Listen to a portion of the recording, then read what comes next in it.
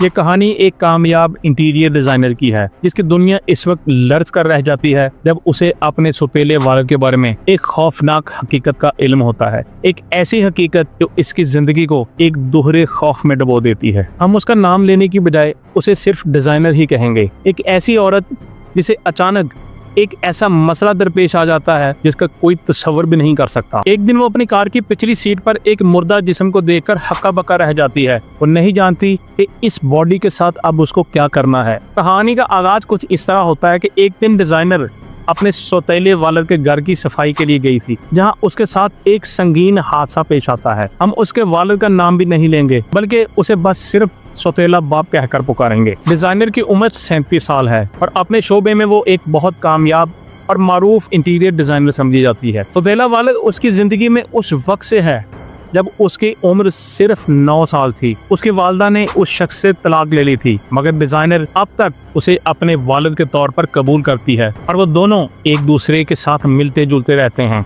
और डिजाइनर अपने सौतेले वालिद का बहुत ख्याल रखती है और वो भी उसके साथ बहुत अच्छा सलूक करता है। एक दिन जब वो उसके घर की सफाई कर रही थी तो इस दौरान गलती से उसने कंप्यूटर के माउस को क्लिक कर दिया, जिससे उसके सौतेले बाप का डेस्कटॉप कंप्यूटर एक्टिव हो गया। जैसे ही वो एक्टिव हुआ तो उस एक लम्हे में उसकी सारी दुनिया उलट पुलट हो गई। अचानक डिजाइनर की नजर उस कंप्यूटर के वॉलपेपर पर पड़ी जहां पर एक उरिया खातून की तस्वीर लगी हुई थी और वो तस्वीर किसी दूसरी औरत की नहीं थी बल्कि खुद उस डिजाइनर की थी। कंप्यूटर उसके बाप का और बरहाना तस्वीर उसकी। ये एक लम्हा था जिसकी वजह से उसके जहन में सिर्फ एक सवाल आया, ये कैसे मुमकिन है। उसने कंप्यूटर की मजीद खोज की और जो कुछ उसने पाया वो उससे भी ज्यादा भयानक था। उसके सौतेले बाप ने फोल्डर्स बना रखे थे और इन फोल्डर्स में उसकी सैकड़ों उरिया तस्वीर मौजूद थीं और वो भी इतनी तरतीब से कि जिस्म के अज़ा के लिहाज से उसने उनकी दर्जा बंदी कर रखी थी। डिजाइनर शौक में थी और वो ये सोच रही थी कि ये तस्वीर उसके सौतेले बाप ने कैसे हासिल की और क्यों कर उसने इनको कंप्यूटर में तरतीब से रखा हुआ था। ये सवालात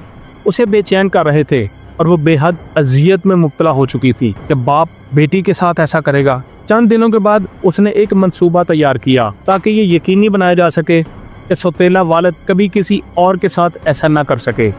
उसका ये मंसूबा एक संगीन और हौलनाक सिमत इख्तियार करने वाला था और अब वो एक इंतहाई खतरनाक राह पर जाने वाली थी, जहां उसके हर कदम का असर उसकी पूरी जिंदगी पर पड़ने वाला था। जब डिजाइनर अपने सौतेले वालिद के घर पर थी तो उस वक्त वो घर पर नहीं था बल्कि चोटें आ जाने की वजह से वो हॉस्पिटल में दाखिल था। और जब वो घर वापस आने वाले थे तो उन्हें सवारी की जरूरत पेश आई, जिस पर उन्होंने डिजाइनर के साथ बात की और डिजाइनर ने कहा कि मैं आपको लेने के लिए आऊंगी, क्योंकि अभी तक वो उससे तस्वीरों के बारे में बात नहीं कर पाई थी और फोन पे भी वो चुप रही। इस हवाले से उसने कोई बात नहीं की। वो हॉस्पिटल पहुंची और सौतेला वालिद उसको देखकर खुश हो गया। वो उसके लिए चॉकलेट और स्पेशल मशरूब लेकर गई थी। ये दोनों उसकी पसंदीदा चीजें थीं।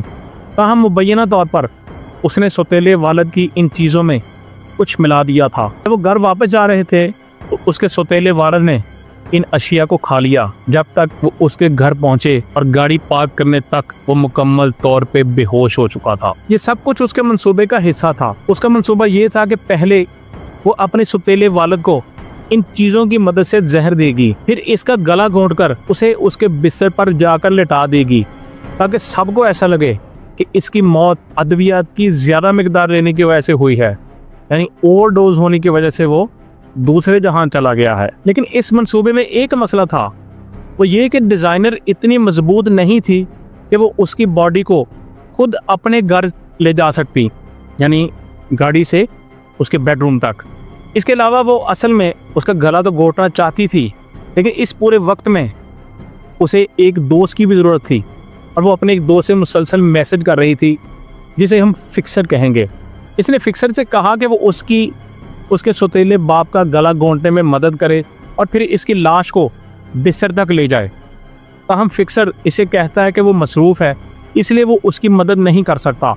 लेकिन उसने एक और आदमी के बारे में बताया जो उसकी मदद के लिए आ सकता था।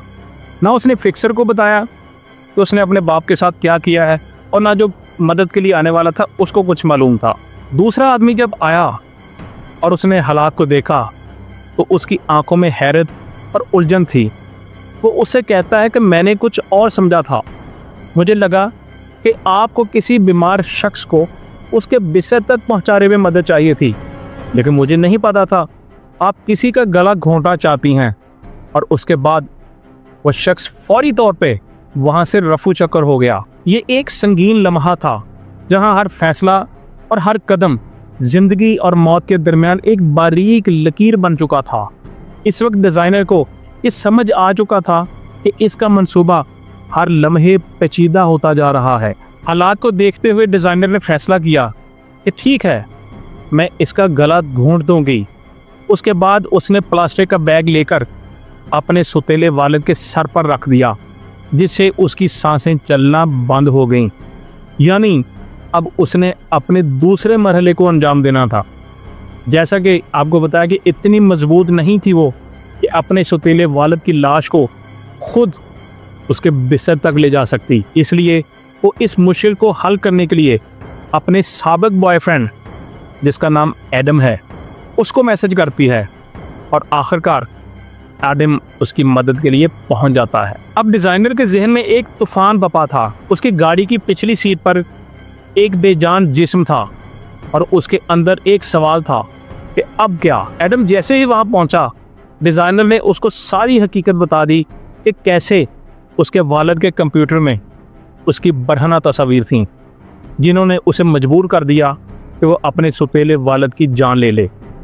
इसने एडम को बताया कि उसका सुतीला वालिद अब जिंदा नहीं है। उसने अपने सुतीले वालिद को दवा के जरिए जहर दे दिया था और उसके बाद उसके सर पर प्लास्टिक का बैग रख के उसका सांस बंद कर दिया था। ये खौफनाक खबर सुनकर एडम घबरा जाता है और उसे कहता है कि उसका इस सारे अमल से कोई ताल्लुक नहीं है, और वो फौरी तौर पर वहां से चला जाता है। यानी एडम भी रफू चक्कर हो गया। अब डिजाइनर तन्हा थी और उसने अपनी तमाम तर मनसूबाबंदी के बावजूद इस सूरत हाल में खुद को बेबस पाया। इसके बाद उसने सौतेले वालिद की लाश को पूरी रात गाड़ी में ही छोड़े रखा। जब अगला दिन आता है तो एडम अगले दिन तक भी खौफजदा था और वो फैसला करता है कि वो पुलिस को सब बता देगा। इसलिए उसने पुलिस को फ़ोन किया। उसने कहा कि उसकी एक दोस्त ने उसे बताया है कि उसने अपने सौतेले वालिद को मार डाला है। जब पुलिस को ये इतला मौसूल हुई तो उन्होंने डिज़ाइनर के सौतेले वालिद की तलाश शुरू कर दी। जबकि उसी सुबह डिज़ाइनर के जहन में एक नया ख्याल आया। वो सोचती है कि शायद व्हील चेयर की मदद से वो लाश को गाड़ी से बिस्तर तक मुंतकिल कर सकती है।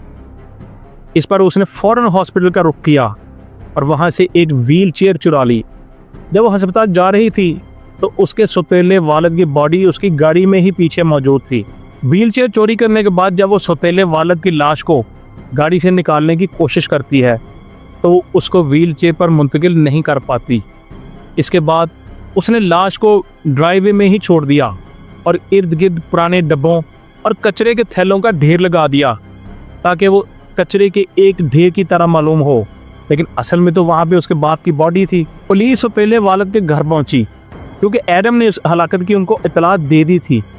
वो दरवाजे पे दस्तक देते हैं और कई बार इस जगह के करीब से गुजरते हैं जहाँ पर डिज़ाइनर ने अपने सौतेले वालिद की बॉडी छुपा रखी थी, लेकिन पुलिस वाले उस बॉडी को नहीं देख पाते। पुलिस वाले डिज़ाइनर को थाने ले जाकर उसे पूछगिछ करते हैं, लेकिन उनके पास कोई वाज़ेह सबूत नहीं था। इसकी वजह से वो उसको जाने देते हैं।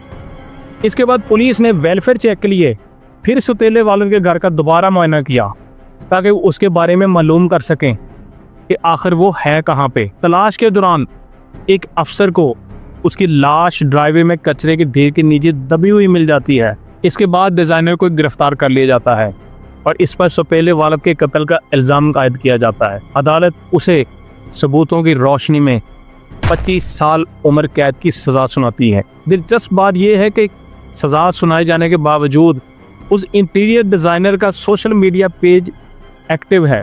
ये हादसा कैलिफोर्निया, अमेरिका में पेश आया।